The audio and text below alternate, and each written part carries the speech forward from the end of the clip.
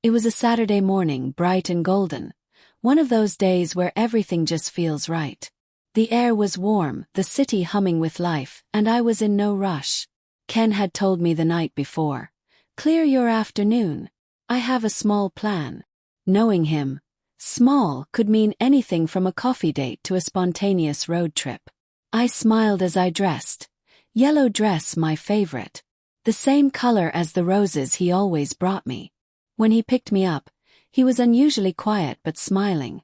That calm, knowing smile he wore whenever he was hiding something sweet. "Where are we going?" I asked. "You'll see," he said simply. We drove out of the city, past traffic, past the noise, until the buildings gave way to open sky and rolling hills. It was peaceful, almost too peaceful. Finally, he stopped the car by a quiet spot overlooking a lake. There were trees, birds, and a small picnic set up under a huge umbrella. Soft blankets, food, even my favorite mango juice. "Ken," I laughed. "You did all this?" He shrugged, smiling. "I had help. But yes." We spent the afternoon laughing, talking, and reminiscing. About campus, about how we met, about everything that had led us here. At one point Ken grew thoughtful. He looked at me and said, "You know, I used to pray for a woman who was kind, patient, and grounded. But I never thought she'd also be my best friend." I blushed, looking away. "You're making me emotional." He chuckled softly. "That's kind of the plan." Then, before I could say anything more, he reached into the picnic basket and pulled out a small box. My heart froze.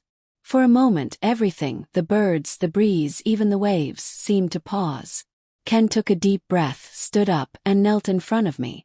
"Natasha," he began, voice trembling slightly, "you've seen me at my best and my worst. You've taught me that love isn't about perfection but patience. You've been my peace, my teacher, my answered prayer." Tears blurred my vision before he even finished. He opened the box.